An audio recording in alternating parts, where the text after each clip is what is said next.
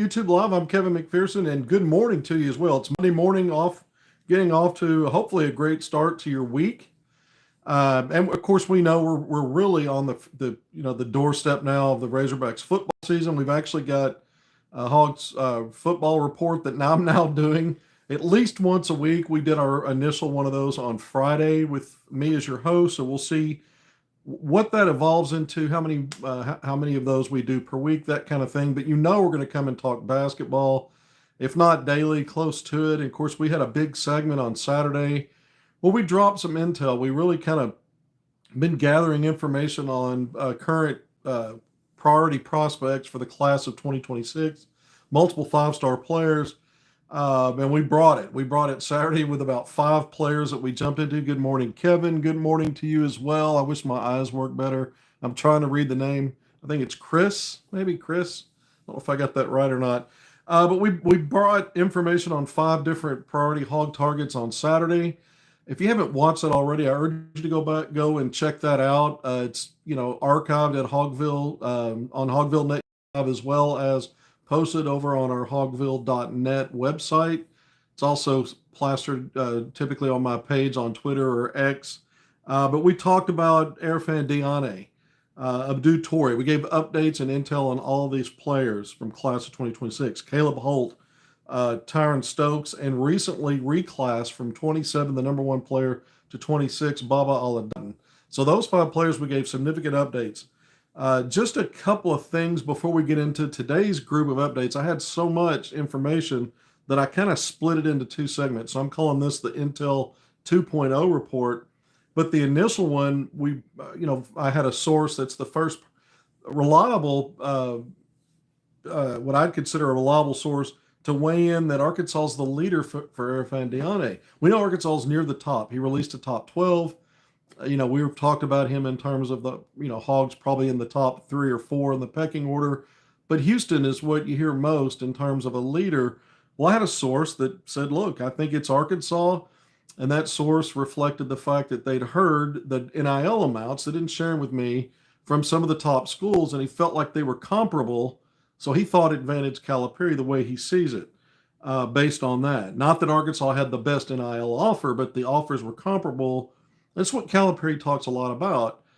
You get a lot more than just NIL coming to play for him because of the track record, delivering players, helping them develop, getting to the next level sooner rather than later, and then prospering once they get to the NBA. So that was the intel. The only other thing I'm adding to that today, I'd again urge you to go back for more details about his visit date, some other things on the Saturday segment. The only thing I'll add to it is, since I was on, I was told, I didn't see this myself, I'm not sure about it, but Trilly Donovan, who's kind of a national recruiting guru, one of those crystal ball kind of guys, he gets a lot of good info. He's not perfect, but he recently said that the two teams at the top are in fact Arkansas and Houston.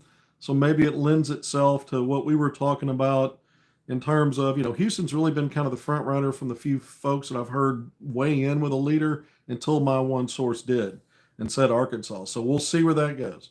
Abdu Torre, who we talked about, only update I'll give you is, if you remember, he told me, and I'd already tweeted it out before the Saturday segment, that he is setting up visit dates with Arkansas and would have those announced as of Sunday yesterday. I looked for that. I didn't see it put out. And if you remember that my reporting was on Saturday, in addition to what he told me, another source said, yeah, the date's not finalized yet, and they're working through that. At which time I commented, it seems like a pretty quick turnaround from Torre's idea that he was going to have an announcement made by Sunday of the visit date. If in fact they're still finalizing it, maybe they could get it done within the 24, 48 hours in time for him to do that. Maybe that pushes out a little bit. It looks like it's pushed out a little bit. Nothing to worry about there. I mean, he's planning to take the LV. It's just they're still working on the dates. Again, these were things that were covered on Saturday. I'm just coming back a little bit just because Sunday's come and gone and he has not made that announcement. Again, Caleb Holt potentially working on a visit day with Arkansas. Updates on Tyron Stokes NIL money, and I'll adopt on the fact that Arkansas is still going to be in the mix regardless of the reclass. But again, a lot more details on that Saturday segment. So again, go check that out if you haven't already. We're nearly 5 minutes in. Thank you for joining me on HogvilleNET YouTube Live. All right, let's move to the new business. And a lot of this stuff you're thinking, well, Don't we already know some of this? Things change so much in recruiting. What we thought was true 2 weeks ago might not be accurate now. It's why it's really important when I touched base and visited with the staff and ran through the recruits and prospects very recently, again, right before we went on Saturday. Some of this is just to let me know, hey, if nothing else, is Arkansas still pursuing, really still prioritizing this prospect or this prospect? And you try to figure out where things are now, not where they were 1 week ago or 2 weeks ago. So it's important to kind of drill down on this stuff and keep your eyes on it. Like Mikael Mirin, it's been really quiet with him. He did drop a top 7 a few weeks ago. Arkansas's on that list. Michigan, Kentucky, North Carolina State was kind of new to the party. North Carolina, you hear different things about who might be the leader. And we've said all along that whether he was looking to reclass to 2025, which was a thing for a while, maybe he sticks 26. It's looking more like maybe he sticks 26. We really don't know. But a few things in the update, and this is intel for you. The staff is still actively recruiting him. They're still prioritizing him. They view him as a priority recruit. 6'10", stretch 4, the Finland native, did not play spring and summer basketball. So it's not been easy tracking his recruitment just based on where Arkansas coaches are courtside. Every other recruit we talk about, for the most part, spring and summer basketball, whether it was Nike EYBL, the Adidas circuit, or whatever, the coaches let you know who they were prioritizing by what we found out, who they were courtside to watch. And so it was pretty consistent. With Mirin, he didn't participate. He spent most of his summer back in Europe, spring and summer, I guess, once school was out. So no way to have that part of it to kind of follow the breadcrumbs. And so I've just periodically checked with the staff, and sure enough, they still are in it to win it for Mikael Mirin, and they've prioritized him as a class of 2026. I guess there could be something to shift, and you look at 25, and then you bring him in, and he'd fill out that last roster spot. Arkansas still has one for the current season, but I don't think that's where that's trending. I just leave the door cracked for that. I think it's 26. But the staff has informed me that, in fact, they are still prioritizing him. Now, I mentioned this before. He is expected to play in the Euro Cup, which begins late this month and carries into early September, maybe even mid-September. It's a multiple-week event, I believe. And I mentioned before that it's a possibility that might be an opportunity for Arkansas to send a coaching staff member out on the road to see him play over in Europe. And sure enough, Arkansas staff is looking at those dates. They're considering going out there to see Mika play and other international prospects. But he would be one that'd be front and center in terms of their attention. One of the things you have to remember is the team is expected to arrive any day this week. The first day of the fall semester, classes begin a week from today, August 18th. So you're looking for the team to get back. They'll get back before the last minute. So as a lead up to that, coming in, trickling in this week. And then you've got the coaches back, they don't stop working, but you get the team where you get back to your limited stuff. And so by the time Euro Cup plays out, Arkansas will be getting into the full swing, or at least finishing up, getting back into limited practices for a while, and players on campus. So you have to be able to chew gum and walk at the same time. A coaching staff can go out and recruit, even though they've got their team back on campus and they're really ramping things up for the season. They can still send coaches. Now, by that time, you'll be in a quiet period as far as recruiting goes here, and then early September it turns into a full-blown live recruiting period. But overseas, you can go and evaluate. So we'll see. It's been Chuck Martin who's done a lot of the international stuff, especially lately. The FIBA U19 World Cup in Switzerland back in July, late June, and then July, and then most recently he was in Serbia for the FIBA Euro basket under 18 event, and that was about a 10-day event. And he spent a good amount of time. Chuck Martin did, the assistant coach for the Hogs, over there checking out players.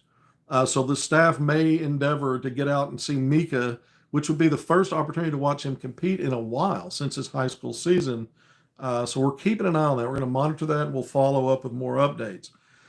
A name that we've heard that Arkansas offered right at the tail end of Peach Jam. It's a player, when you look at all the priority guys, it's the one they haven't been recruiting for a long time. It's one they kind of got on late, Cole Clower, who expressed via reporting by Jacob Polachek, who covers the Kentucky Wildcats. He's a beat writer for Kentucky.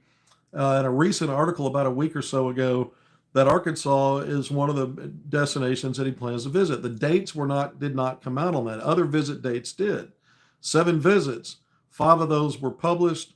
Another one, UConn. We didn't see dates for UConn, and we haven't seen dates for Arkansas. And then I had a source that told me independently, look, that's because the dates aren't finalized. Well, again, talking with the staff, it is still a work in progress. It's not that both parties have moved on and it's not going to happen, although that could be how it plays out. For now, they're still working on getting those visit dates set up with Cole Clower. So there's definitely an interest. The 6'7", pushing 6'8", sharpshooting wing out of the state of North Carolina. This is Arkansas again getting in late on a player, top 25 rated guy. Got a chance, a good shot at being a McDonald's All-American down the road. And I failed to mention this, and I'll circle back to it in a minute with Mirin, and I'll bring something up with him again a little later. But Cole Clower again, still pursuing and efforting getting that official visit date set up with him. Then, a couple of players that we've known about for a while, 5 stars, guards, Jordan Smith Jr., the 6'2" guard out of Virginia, Tay Kenny, the 6'2" guard out of Kentucky. Both of them are 5-star players. Jordan Smith Jr., I've got him ranked number 2 on my board, tied with Caleb Holt, just behind number 1 ranked Tyron Stokes, and just ahead of 4th ranked, the way I have it, J.J. Andrews, who's committed to Arkansas. But Jordan Smith Jr., his visit dates are September 20th through 21st. Tay Kenny, the week later, the 26th through the 28th. That's the weekend that the football Hogs host Notre Dame. So just double checking on things. Those dates are reconfirmed. So we already knew them. They already public, like Jordan Smith Jr.'s dad, when I talked to him, he's the one that gave me those dates. And then I tweeted those out, kind of breaking news, and got more information from him. We shared a lot of that intel here. But just to hear an update that, because visit dates change a lot, or there becomes sometimes an issue with, proceeding with a visit. And so those things can be sketchy and catch you off guard. And before you know it, what you thought was true isn't. So those dates for now are still in place and still on track to happen. And it's not that far out. We're already in August, right? So that's just next month. It's later in the month. So there's still 6 weeks. There's enough time for something to change or alter it. But for now, solid footing as far as I know with those visits and what the staff expects. So that's a good thing. And again, you look at long-term recruitment, that's been the case with both of those players. And you'd take one or both for, to be certain, and you've got them scheduled for visits. We mentioned on Saturday's segment, we gave you a little bit of an update on the Erfan Diane visit situation. So again, go back and check that out to get more details on where things really stand with him right now. I think it's positive, but I think it's positive on a lot of these players. And again, at the end of the day, you're taking 3 or 4 if you're John Calipari. That's what it's going to be. That's what he stated. That's been the track record since he's been in Arkansas. He's put his money where his mouth is. This is the original one and done king, a guy that loaded up half his roster with the young guys, high school, coming in to be true freshmen and maybe one and dones off to the NBA draft. He's narrowed that down, and you take 3 or 4, and you've got one of the top players in the country already committed, in J.J. Andrews. And so that means then by simple math, 2 or 3 more. And you've got a wide enough net. Again, we talked 5 players Saturday. We've just gone through 1, 2, 3, 4 that we mentioned here. One more in class of 2026. Speaking of reclass, we've gone back and forth on this. Mikael Bruce McCroman, the 6'6" wing out of Pittsburgh. Calipari and Brad Calipari, his son, back-to-back weekends in the last 2 live eval periods, bookending weekends in July. Both Calipari's on separate occasions out to see him. And this is not one of your targeted, NIL, high-level guys that you project to plug right in. It's a long-term kind of a developmental type of player, but a player that's starting to pick up some Division I notice. He just picked up a D1 offer from Iona, which is a good mid-major program out east. Of course, Pitt, the hometown school, he's from Pittsburgh, and we know Calipari, a Pittsburgh guy, and with that history, and then bringing players in including 2 on the current team, in Malik Thomas and Amir Brown, the walk-on. But Mikael Bruce McCrumman, we have said originally we believed that he was a reclass candidate, although it didn't make a ton of sense. Usually, if you're reclassing, it's your top level guys that are trying to get to that NBA draft sooner rather than later. Maybe be a one and done and just bump up that timeline, get there a year sooner. But for a player that's more developmental at a place like Arkansas, it didn't make a whole lot of sense. And so, but we've said that's who he was talking about that last day, or that post-practice presser back on July 9th, when he referred to he's going to go out and look at a player that he might add now. Okay, so we've kind of been back and forth. Is it going to be 26? Is he a reclass? And then I saw an article where he was interviewed by a local reporter in Pittsburgh talking about his upcoming senior season and playing his upcoming senior season. I said, well, maybe that's enough for me to think that he's just going to stick class of 2026, and that Arkansas will, recruit him and bring him in as a developmental guy, but with the 26 class, let him have his senior season. I have now confirmed that Arkansas's pursuit, it hasn't waned. Even though it's been quiet, they're still in on this player, and that it could go either way. It could be a reclass still. That's on the table. So we're back to that. All right. So this is why intel's important. You say none of this seems earth-shattering. No, but what's earth-shattering is when you find out you're no longer in the mix for a player, or they're no longer interested in you, or these kind of things. And we don't know that until we know it. So far, we've got some status quo stuff on some of the stuff we thought. Most of the stuff that I gave you Saturday was a little splashier, a little more nuanced and newer information. Some of this stuff, but especially the Mikael Mirin news, I think is good because, again, there's been less known about his recruitment lately other than the top 7. And sometimes some of that can be fluff. You just don't know who's really still in the mix when you see something like that. So these are good updates. By the way, I'm told I asked for an update on both Paulo Samito and Elmir Javich. And for now, going in this weekend, they're both expected. Again, this is what we've said before, but you check up on it. Has anything changed? Are they coming in? They're both expected in time for the start of the fall semester. So we'll see if it plays out that way, but that's what I was told. So I did check on that. They're both 7-footers. We think Samito probably has a quicker pathway to seeing the court. Especially if you look at any expectation at all, either one of them will play or contribute as freshmen, would be Samito. I would give the nod to that. I still think he's out, outside that main top 8 rotation, and maybe Isaiah Seeley's the 9th man. I've kind of framed Samito as maybe the 10th.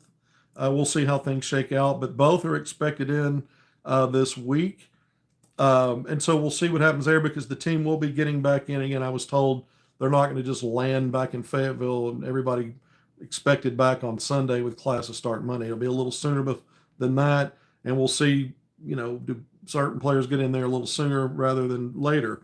And we'll be monitoring that. You'll see a lot of stuff probably on Instagram accounts, screenshots and those kind of things when players are back in the Performance Center. You know how they do it.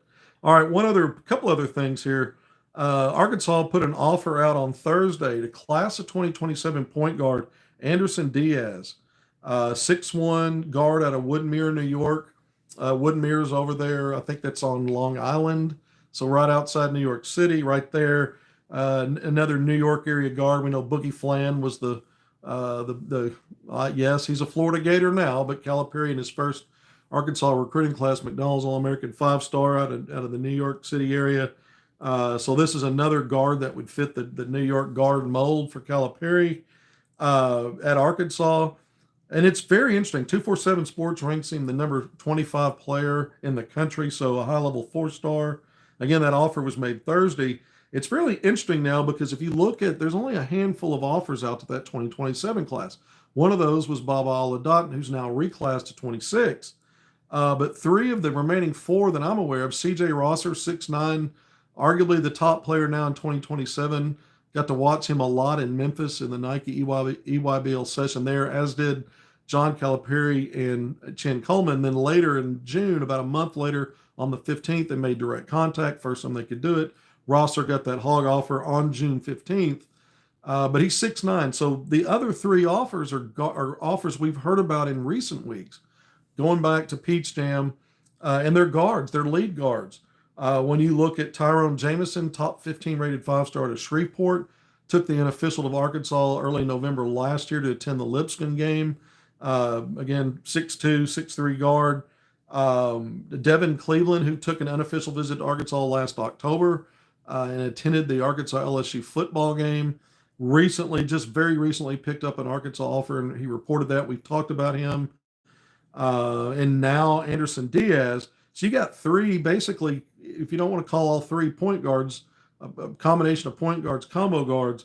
So you talk about casting a net. You've casted a net over three of the top lead guards in the country for the class of 2027. And so you got to like Calipari's chances, especially since he's already had two of them on campus. You got to like his chances to get at least one of those guys. And so, yeah, it's 2027, but, this is the long standing relationships and the way that Calipari builds them.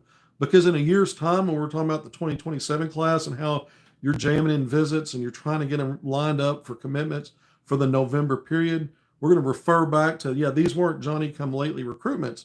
Go back over a year ago and you see where Arkansas really started laying inroads. For some of these guys that were on campus back in the fall last year, 2024, that relationship building will spans 2 years. And so this is what Calipari's really good at.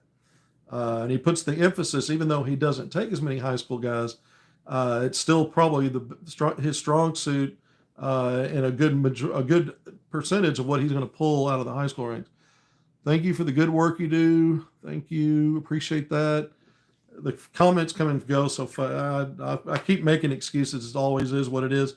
All right, we're going to wrap with this. We're 22 minutes in. J.J. Andrews, you know who he is. You know him. You love him. The dude's a star. He's got all 5 stars circling like a halo. Come on, man. I don't care who the haters are out there. The ones that can't get with the program, they're just wrong if you don't see all 5 stars. But it was in St. Louis. Led Brad Bill Elite to a second consecutive Nike Peach Jam title. 16U a year ago, teaming up with Mikael Mirin. That was what I was going to circle back to. There's that J.J. Andrews connection in terms of how do you use him as a recruiter, what's going on there. Arkansas still in the mix for Mirin. Don't take your eyes off the J.J. Andrews factor. We've talked multiple times about how he might be employed or deployed or however you want to phrase it as a recruiter, much like Darius Acuff Jr. was utilized last year in a positive way, helping secure Malik Thomas. So we'll keep an eye on that. But J.J. Andrews, Brad Bill Elite, that program is based out of St. Louis, right? It's St. Louis based.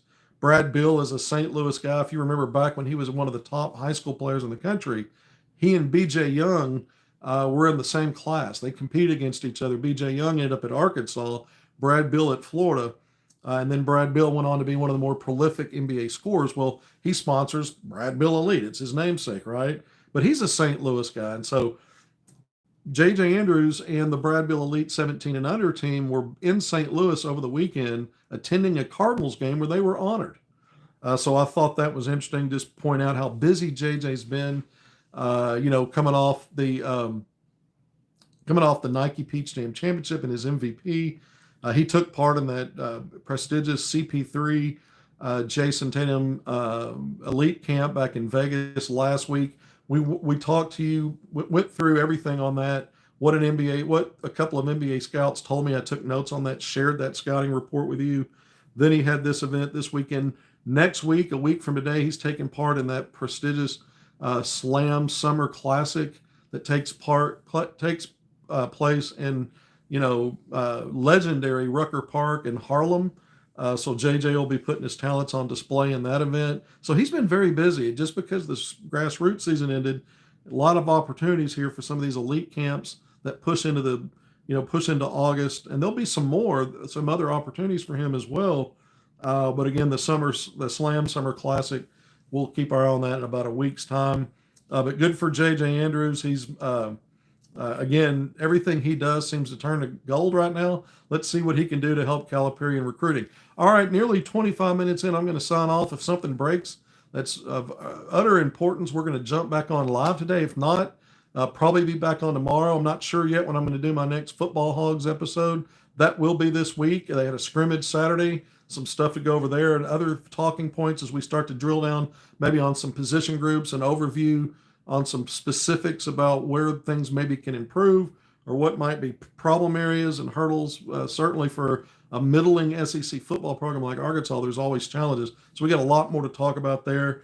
And then we're going to go back through each week. I share a scale of 1 to 10 confidence level in Calipari. I should just call it a Calipari confidence level to close on some of these priority guys. It doesn't mean that I think that's whatever number I pick on that scale is an indication that Arkansas's not in the lead or not going to win it. It's more about what's Calipari's process to get him on campus. He's the best recruiter of all time in high school basketball. You start liking more and more his chances once he can get those visits not only scheduled, but then they consummate the visits. That's always important. Again, things change. And sometimes you move on from a player and visits don't actually ever materialize. So we're always kind of tracking that, and that's what that scale's about. So we're going to jump to that maybe as soon as tomorrow. Until next time, thanks for being here. Appreciate all of you. Please hit subscribe, like, and share. I'll request that again if you haven't done already. It helps us out. I'm Kevin McPherson. This was HogvilleNET YouTube Live. It's early Monday. Hope you have a great week. Appreciate all of you. Take care of yourselves. Be good. See you soon.